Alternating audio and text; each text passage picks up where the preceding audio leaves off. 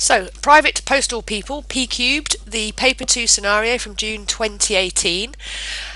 What I'd like to see, and I'd recommend you doing, is that you slowly read through the scenario, and in fact all of the questions, and you highlight or underline the key words. You must remember that the exam board has put those words there for a reason.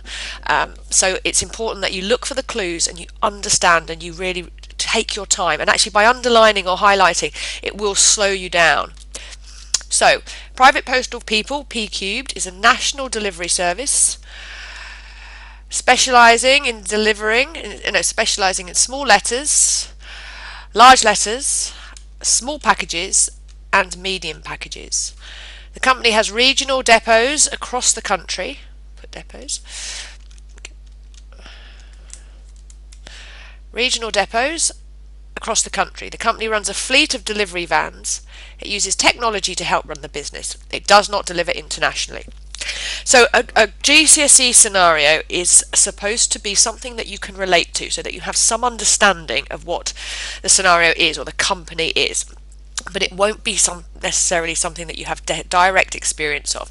So you're not going to get a school-based scenario, but the assumption will be that you will have had some experience, for example, of using the post office, of sending a letter or being involved, with your parents or somebody sending packages. So this is what it is. So it's something a bit like the post office, but they only have small, medium letters and packages. P cubed has 2,000 employees, some based in head office, some working in the regional sorting offices, and some driving the delivery vans. So regional depots, if you didn't know what that meant, they've redefined it here as regional sorting offices. So regions, different parts of the country, there are different warehouses or offices where the sorting of the packages takes place. Some people are in head office doing the admin jobs, and some people are driving the delivery vans and delivering the packages.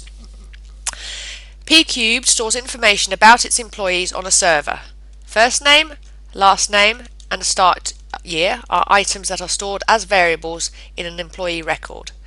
State 2 other items that need to be stored as variables for each employee. So you can't put name because it's in the question. You can't put start year because it's in the question.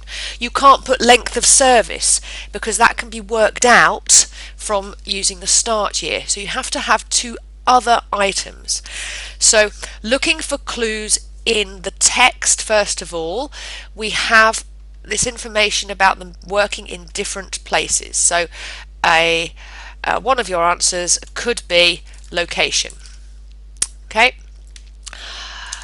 Another one could be job role, type of job. So are they a driver? Are they work at head office? Are they a sorter? A common answer that people have given is age, and that doesn't get you a mark. And the reason for that is that age would change. So very soon it would come out of date. So at least within a year, but as soon as one day, if someone had a birthday, the age would change. So what you could have is date of birth. From that, you could work out the employee's age. So you could have had date of birth. Contact details you can have.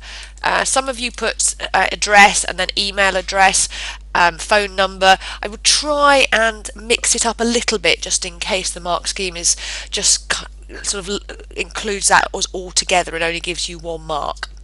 So those are some common ones. There's 4 there that most people selected some of those.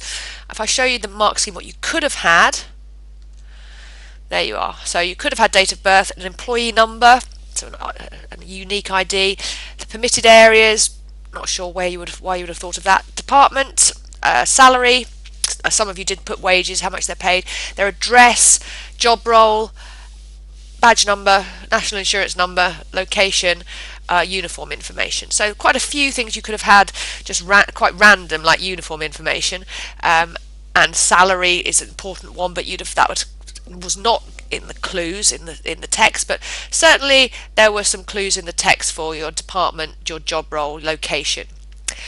Here you can see from the additional guidance, accept meaningful variable names. Now, I think we just need to be a little bit careful that you do write variable names rather than a long descriptor. So the question asks for variable names. So please try and stick to the conventions of variable names.